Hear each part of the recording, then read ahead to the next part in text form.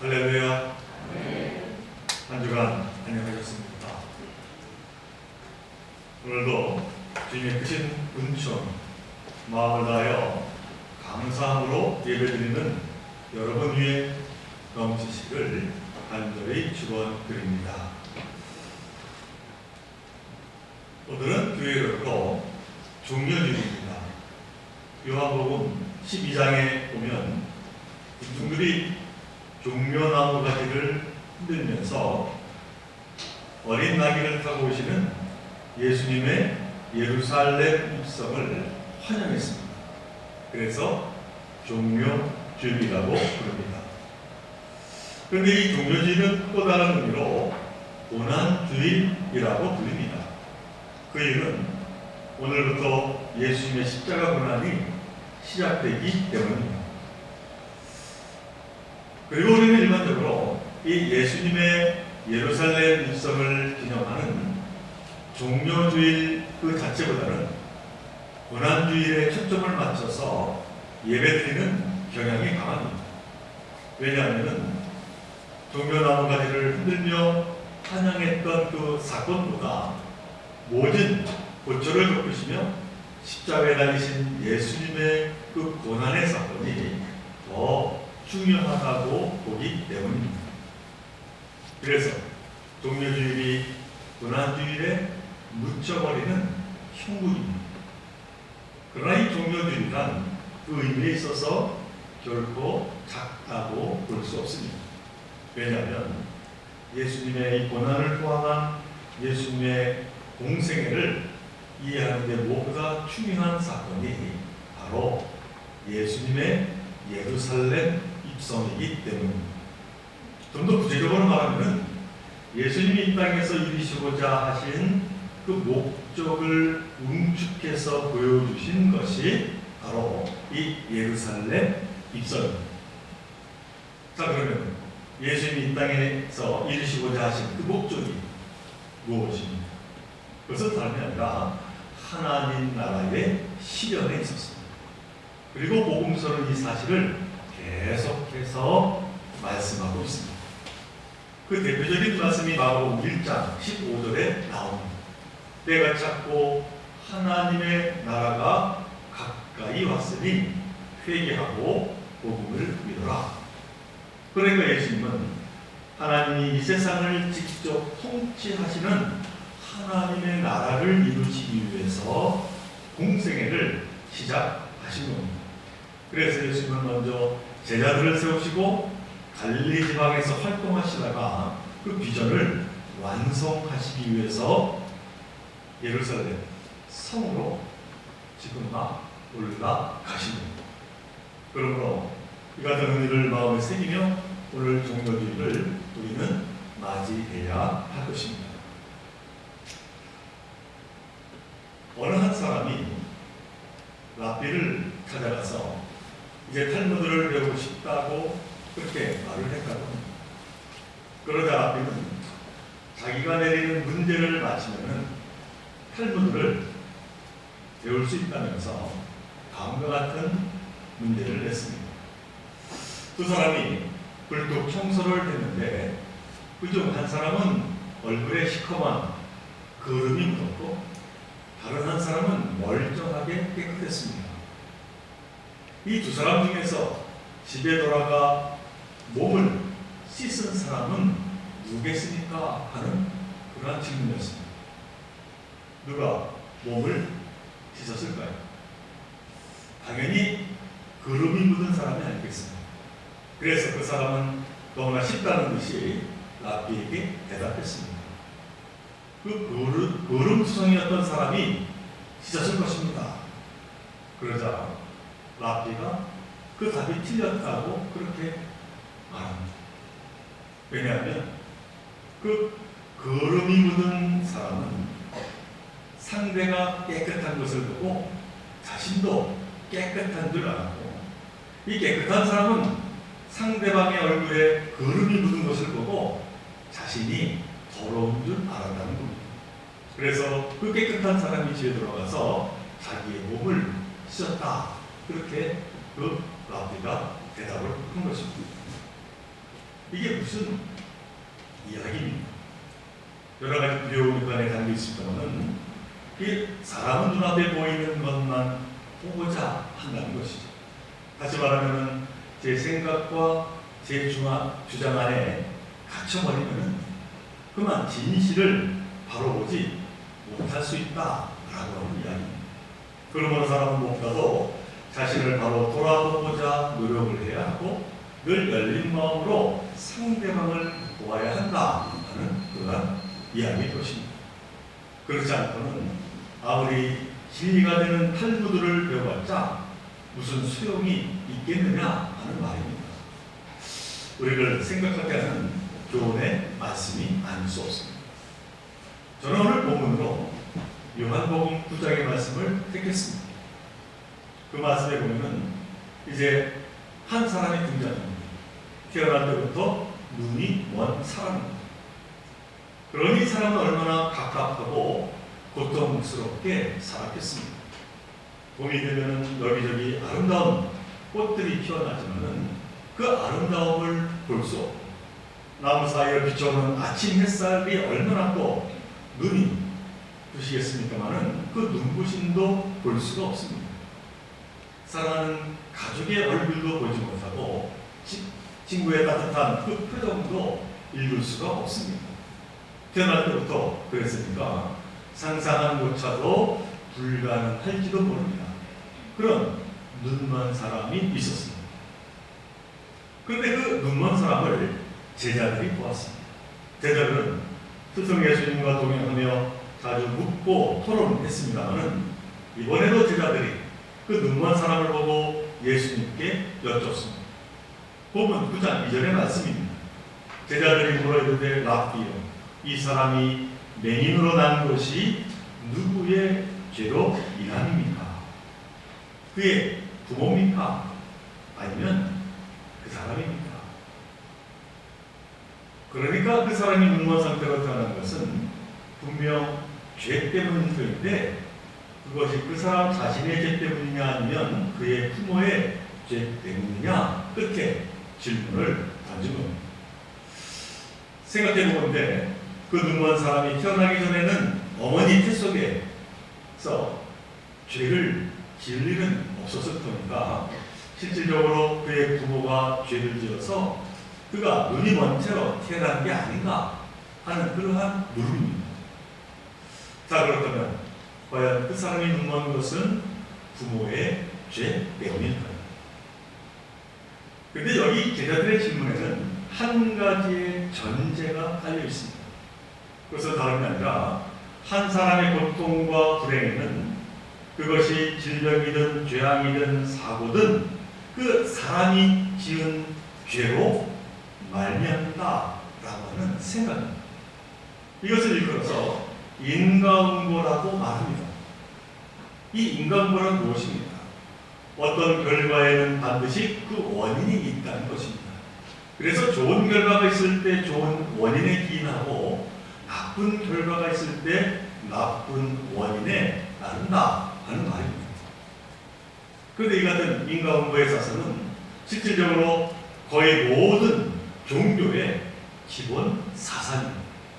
그리고 특별히 유대교가 가지고 있는 가장 중요한 핵심 사상으로 이 구약 성경 여기저기에서 이 같은 말씀을 엿볼 수가 있습니다. 그 한 예가 구약 출애굽기 20장 5절에서 6절에 기록이 되어 있습니다. 나 내 하나님 여호와는 질투하는 하나님인즉 나를 미워하는 자의 죄를 갚되 아버지로부터 아들에게로 300까지 이르게 하거니와 나를 사랑하고 내 계명을 지키는 자에게는 1000배까지 은혜를 베푸느니라. 이 말씀은 무슨 말씀입니까? 곧 하나님께 죄 지은 자는 벌을 받을 것이고 하나님 말씀에 순종하며 사는 자에게는 상을 받으리라 라고 하는 말씀입니다. 이처럼 인과 응보가 구약 성경의 기본 사상을 우리는 쉽게 찾아볼 수가 있습니다. 그리고 바로 이러한 맥락에서 제자들이 예수님에게 눈먼 사람을 두고 누구의 죄 때문이냐고 물었던 것입니다. 자, 그러자 예수님이 제자들에게 대답하십니다. 오늘 본문 3절의 말씀입니다. 이 사람이 죄를 지은 것도 아니요 그의 부모가 죄를 지은 것도 아니라. 예수님의 대답은 무슨 말씀입니까? 그 사람의 불행, 그 사람의 고통은 그의 죄나 부모 죄 때문이 아니라는 겁니다. 이 말씀을 달리 말하면 다른 사람의 고통이나 불행을 두고 함부로 자기 신앙의 교리나 자기 신념의 잣대를 들이대지 말라 하는 말씀입니다. 예수님은 제자들에게 인자하게 대답하셨지만 그 안에는 강한 경고가 담겨 있는 말씀입니다. 진짜 우리 믿는 자들은 정말로 조심해야 합니다. 우리가 믿는 신앙이나 교리, 신념은 확보해야 하지만 그러나 그 같은 신앙과 교리와 신념이 자칫 잘못하면 남을 잘못 판단하고 남을 해하는 흉기가 될 수 있기 때문입니다. 그리고 원래 이 인과응보라는 사상은 다른 사람을 판단하고 재단하는 그러한 재단의 과의가 아닙니다. 바로 나 자신을 성찰하는 거울과 같은 역할이 바로 이 인과응보의 사상이다라고 하는 사실입니다. 다시 말해 나를 돌아보고 나의 허물을 깨달아 돌이키고 나를 다시 바르게 세우는 그 기초가 곧 이 인과응보의 사상이다라고 하는 겁니다. 그러기에 예수님이 마태복음 7장 3절에서 이렇게 말씀합니다.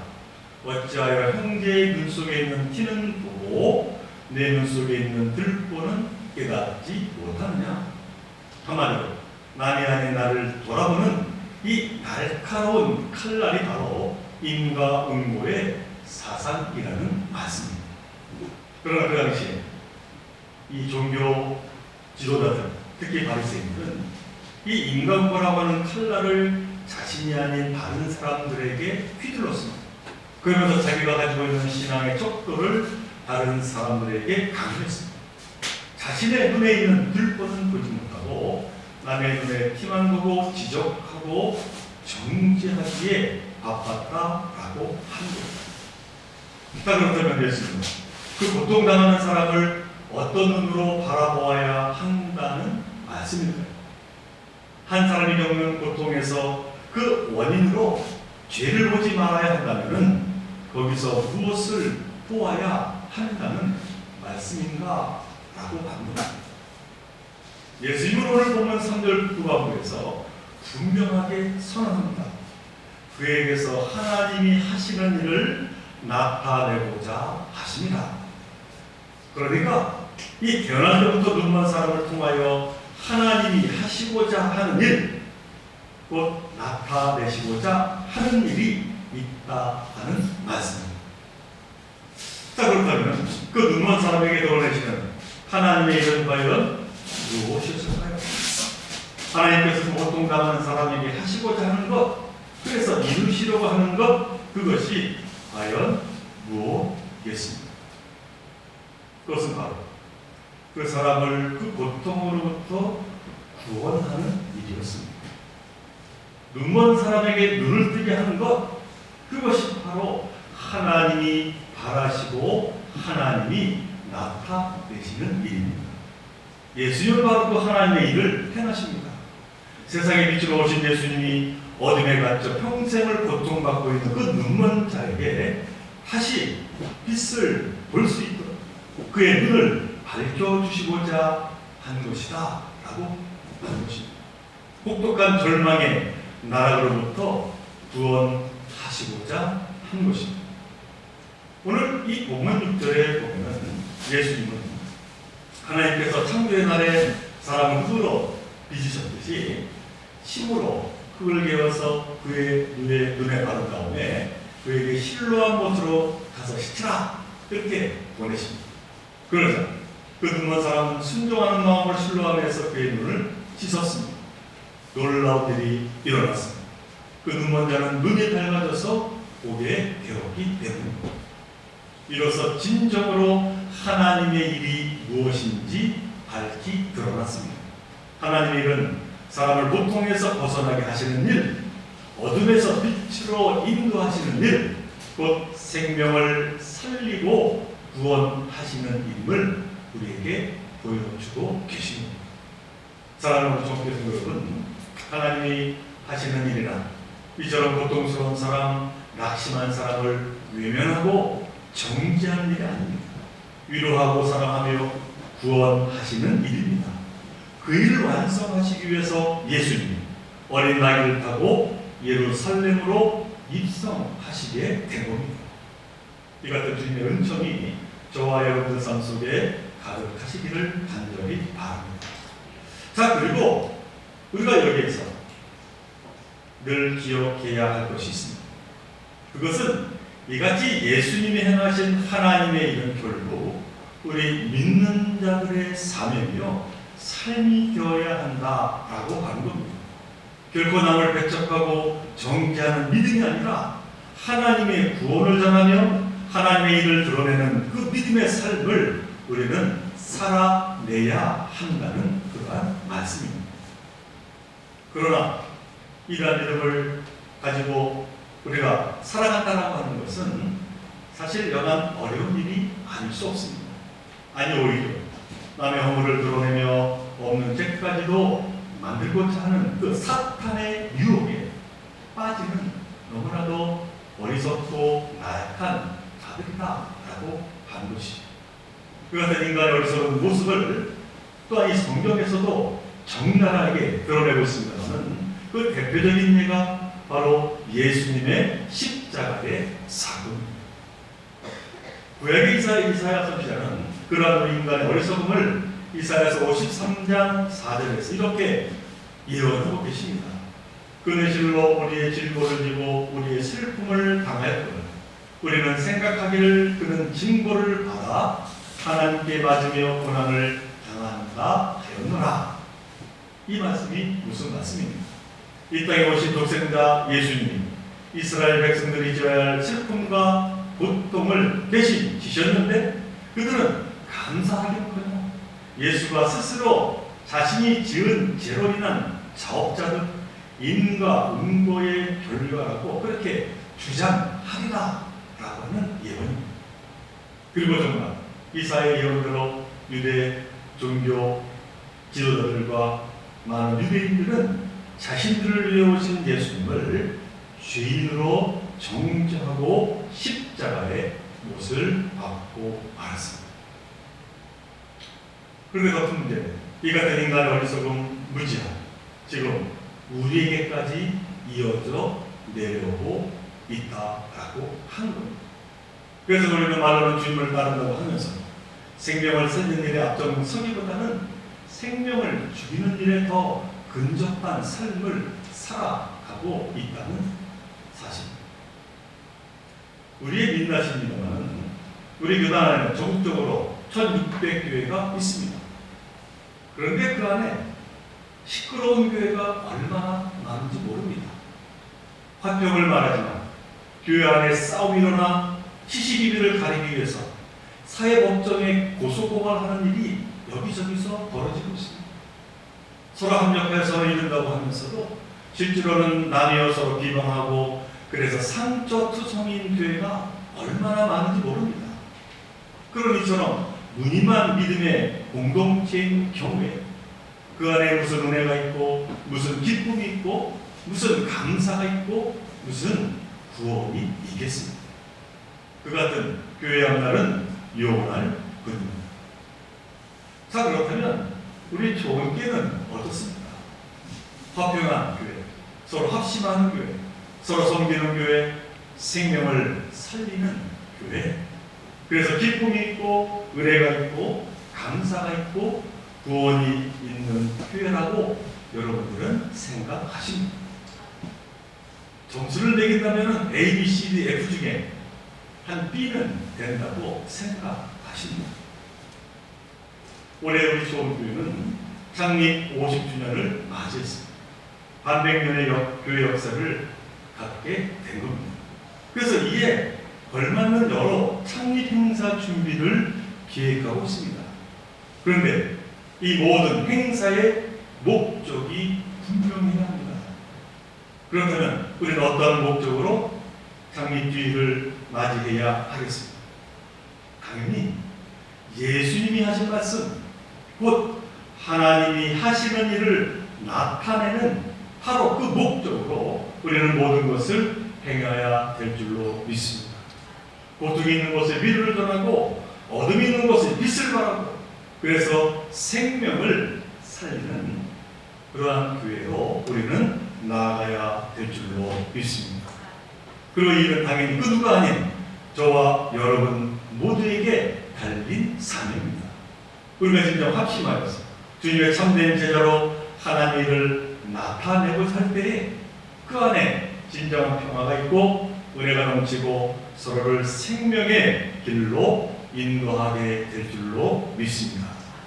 그러면 사랑하는 종교성 여러분, 우리가 다른 사람의 고통에서 죄가 아니라 하나님의 일을 볼 수 있는, 그래서 주님의 빛으로 그 어둠을 우리가 밝힐 수 있는 그 사명을 잘 감당하기 위한 기도를 우리는 올려드려야 될 줄로 믿습니다. 우리의 믿음이 남을 정죄하는 굳어버린 독선이 아니라 사랑의 마음으로 함께 아파하고 함께 기뻐하는 그 열린 믿음이 되기를 서로 기도해야 될 줄로 믿습니다.